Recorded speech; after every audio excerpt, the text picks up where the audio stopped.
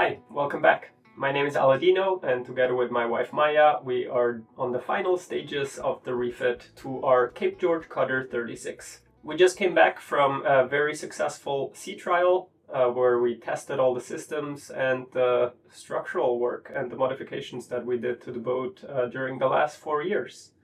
And overall, things went really well. I would say definitely above expectations. What we did works, and also we like the boat, which is also something that was only theory before, but now we got confirmation that it suits us. We like its motion, how it sails, and just as a home altogether. But regardless, we still have a long list of things to do this winter. In the last episode, we showed you the start to finish install of our new heater. This is so great.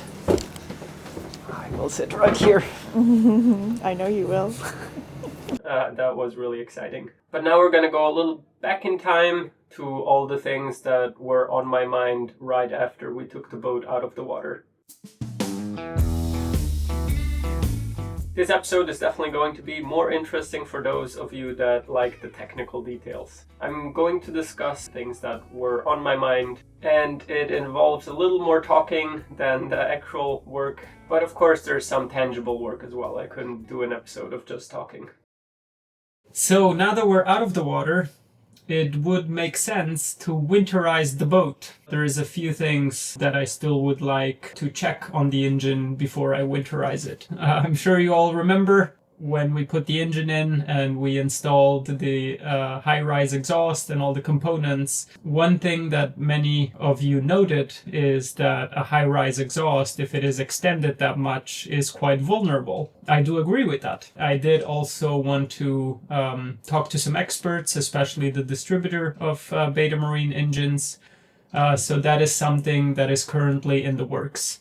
How do they generally approach this, and what are the best remedies? Luckily, everything went fine and nothing broke during the sea trial. We accomplished that goal, but now that we are back, it's time to think about future-proofing these sort of things. Another one that many of you noted is when we showed an image of the engine running for the first time, it looked like one of our pulleys wobbled a lot. And that is not good, because having your belts not aligned well means that they might fail prematurely, because they are just always chafing and there is a lot of belt dust in the engine room. I didn't notice the pulley wobbling itself. I also think that it's mostly because there is a paint line, or actually when they painted the engine, they put tape over where the pulley goes not to paint that area. Then they paint the engine, then they peel the tape away where the belt goes.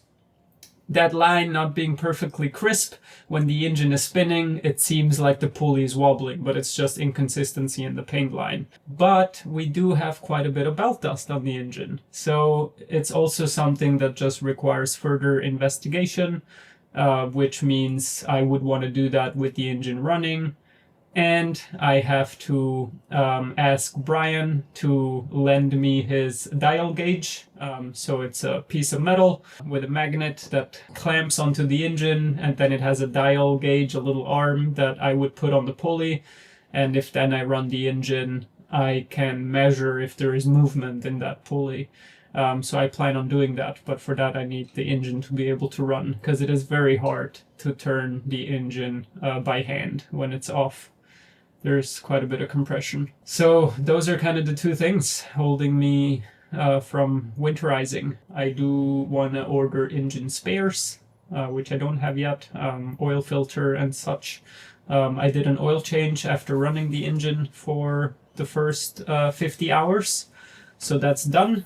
The other thing that would kind of go under winterizing, well, I'm constantly working on removing lines and drying those, putting them away. I flaked the sails and put them away. I did those kind of things. One thing that actually I could do right now is putting the chain down, empty out the chain locker, clean it out. And in the next few days there's going to be rain in the forecast, so that will rinse the chain nicely so we don't have any salt residue. So maybe that's what I'm actually going to start with.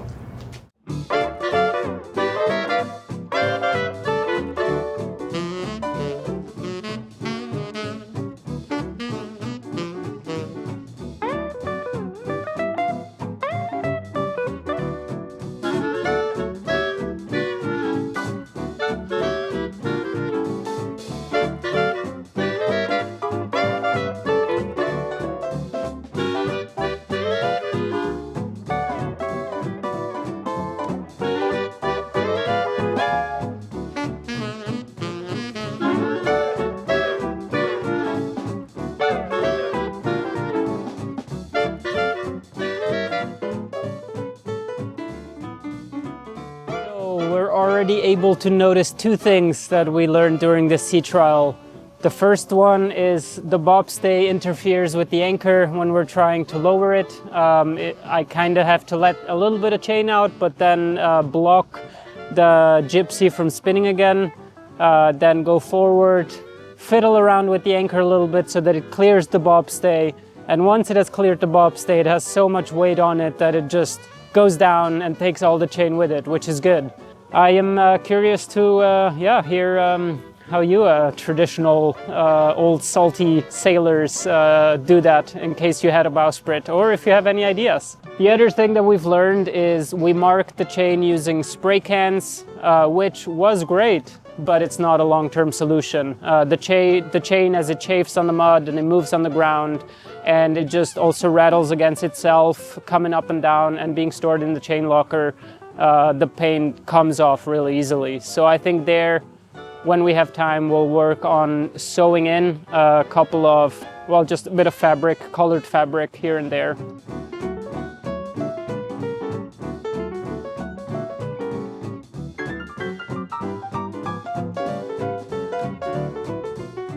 Oh, and little side note, of course you don't need to build a cradle for your chain. It's just so nice that we had one. Our patrons built it for us for when they actually brought the engine to us, because that was on Vancouver Island, to bring us the engine over here.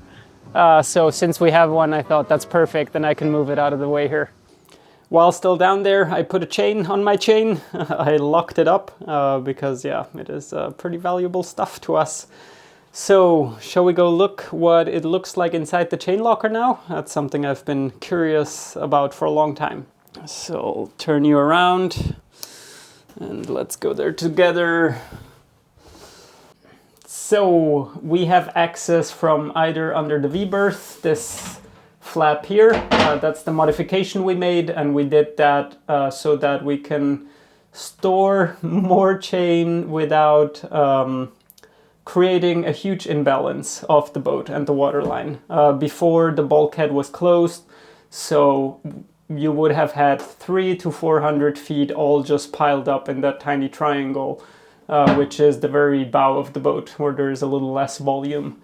So by bringing it back, it's not that we can store more chain, it's that we can store more chain without causing a crazy imbalance. So that actually worked pretty good.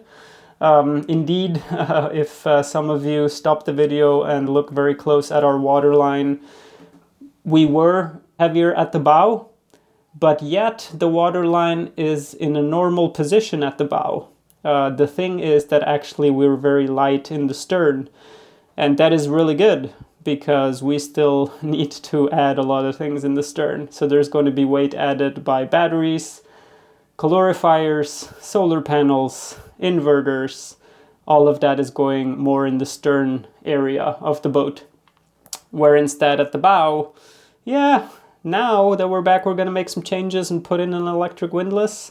And we could still modify from going from 400 feet of chain to 300, and then instead have 200 additional feet of road. Those things are all up for debate. But nonetheless, for having stored 400 feet of 3/8 triple B, super heavy, super beefy chain for this boat, it was actually quite alright. And it is nice to have when you need it. Okay, so this is still improvised. Folds down. Oh. And now let's have a look. So that's the slope I built out of fiberglass, and I covered it with some slippery plastic. So far I only see dirt.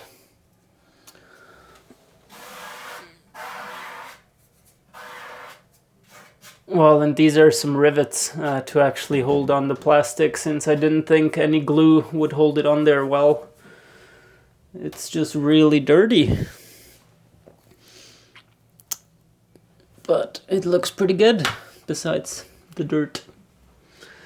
And then that's the fun slide for the chain. Comes down past the bulkhead, and then it continues to under the V-berth.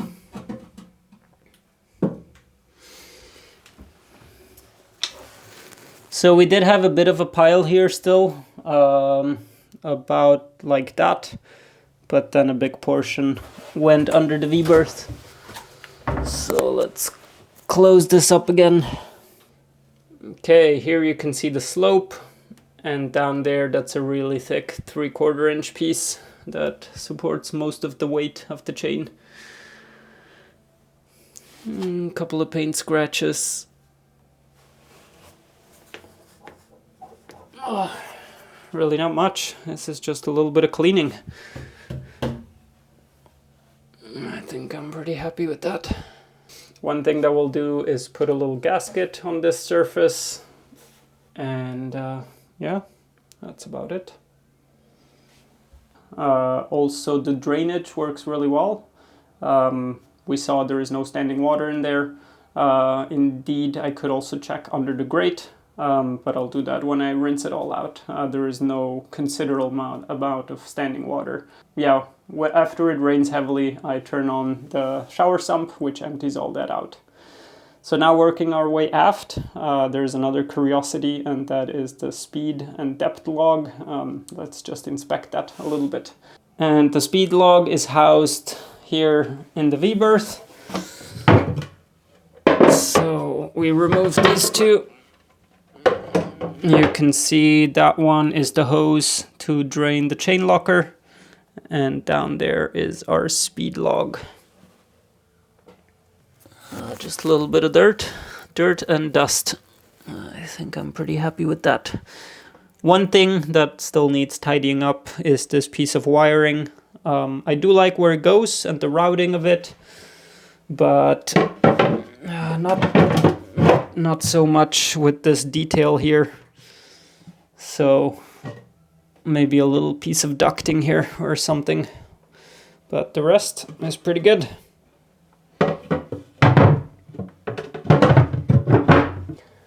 Next on the list is having a look at the head.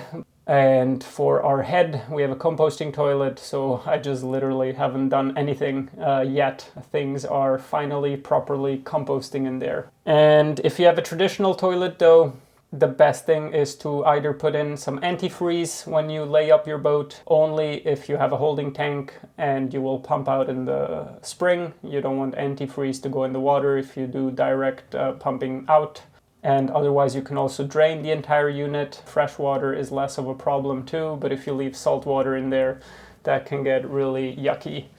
One thing I also like to do is I take off the pump handle. The entire top of those manual Japsco pumps unscrews. You can take it out. There is a gasket at the top, one at the bottom. Like usually I use winch grease because that stuff is pretty water resistant. Put some around those and it will work miracles. If your pump squeaks or is hard to pull, that just works like a charm for about a month. And if it happens again and it starts getting hard to pump, just lubricate it again. I guess now that I don't have to do toilet maintenance, I'm talking about it. But yeah, but we do have work related in the head that is coming up. I do want to put in some plumbing so that we can use the faucet and the sink. That will be coming up over winter. All right, I'm gearing up to start with a little bit of woodwork. What I think I'll start with is making a shelf underneath the stove. And I think that would be a pretty good space to house cutting boards, for example. The first thing that I like to do is I bought a sheet of door skin. Some call it door skin. It's literally just the thinnest plywood that I can find. This time it was a little thicker than I would like, but yeah, I gotta work with what I find. So I'm gonna go down below where I have my work table, take the track saw and cut thin battens, because that's what I use then to make templates with my hot glue gun inside of here.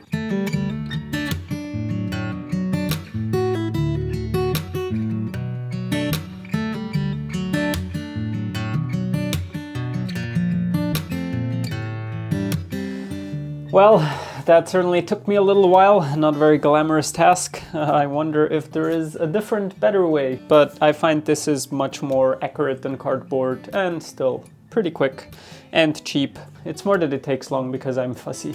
So I like to also pass with sandpaper. Otherwise you have all of these little wood fibers all over the place.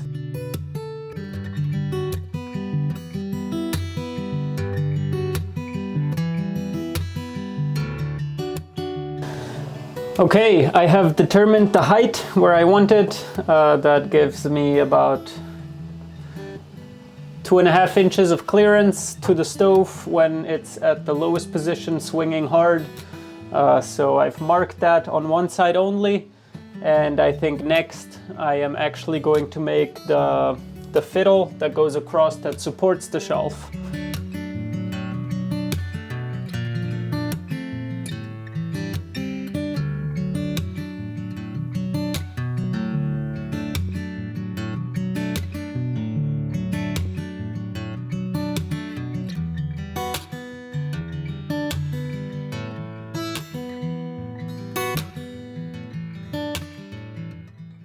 Oh, it started raining and I had all my tools on the table outside.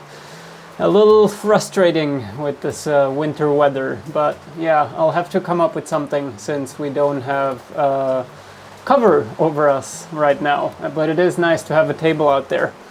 Oh, actually it's starting to rain in here.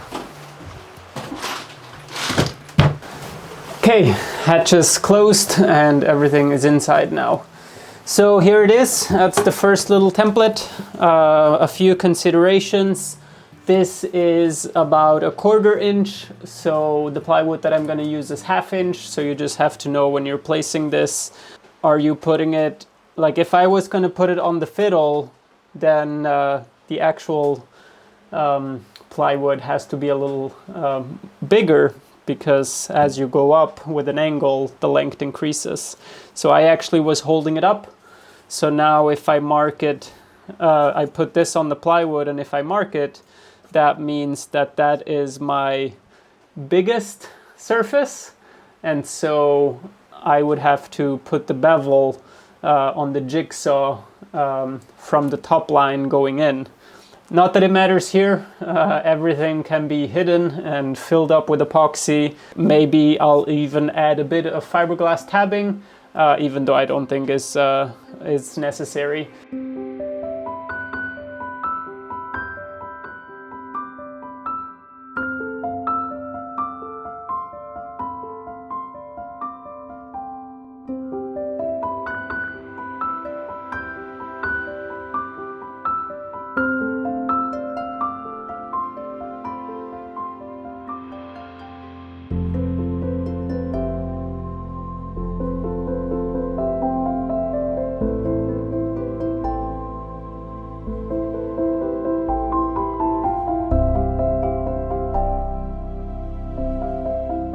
Second one done.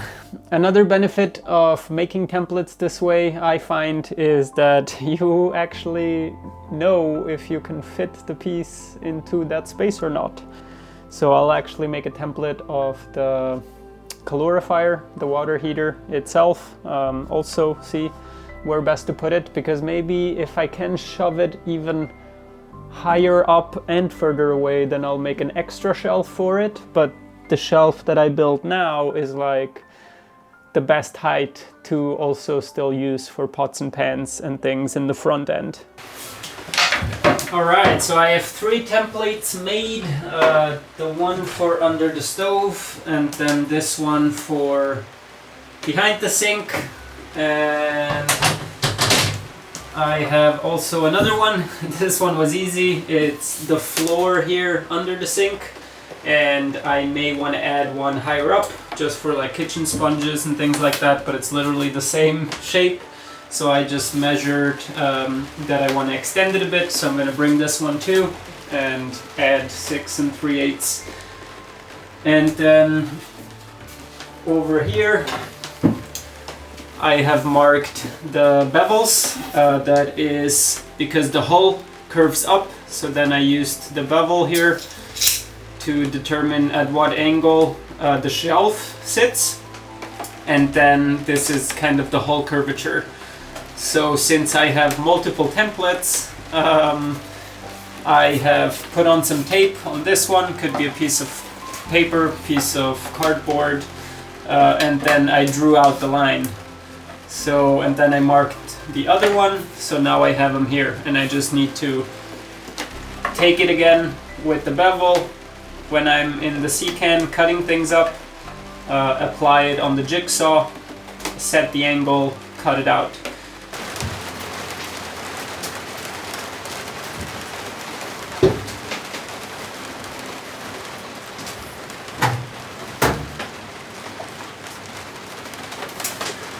Okay, this shelf is looking pretty good.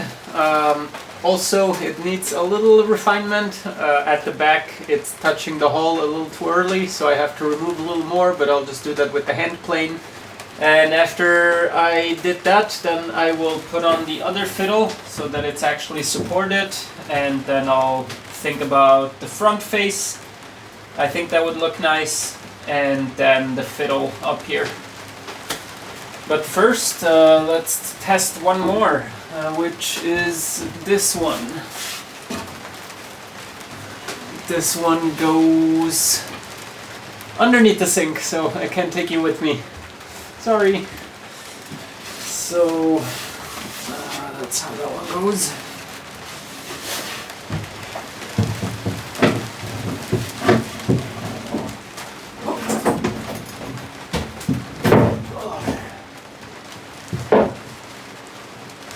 Nice, I'm pretty happy with this one. First cut, and it looks pretty good. Planning is not my favorite stage, to be honest, because there isn't a correct way. Or let's put it that way, I actually like the planning, but not when there's so much planning from so many different aspects, so many corners, and there is a certain aspect of rush to it.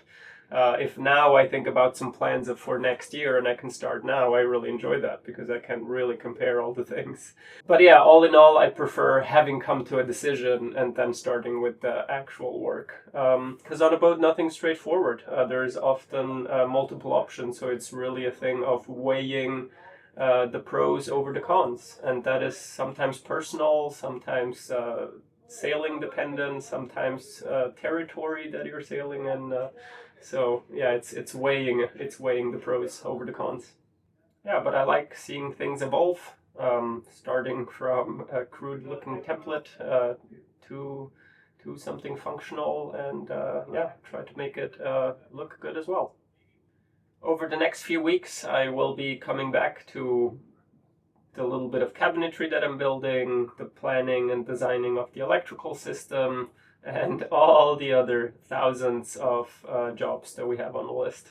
Some of the tasks that come to mind are mast related, so there we're going to renew all the standing rigging, we're going to do some changes to the mast, possibly add a track, install the brand new furlers that we got, so in conjunction with that is measuring for new sails. We are going to browse windlass options, see how we are going to electrify and go electric there. We're going to add solar panels, what else? Conduits for the electrical system, a lot of things. Well, and keep in mind, it's a bit of a jungle of footage, so the heater install was start to finish, but so you might see it in place sometimes, sometimes not. That's just how it goes. Thanks for sticking with me this week. I know the episode was a little disjointed, but that's how the week played out. It's not always all just straightforward. Thank you so much for watching, all of you, and a really big thank you to our patrons and the names now appearing on the screen for really going above and beyond to make sure that we can keep working on the boat and keep putting out these episodes. We really, really appreciate it. We will chat you in the comments and see you next Friday.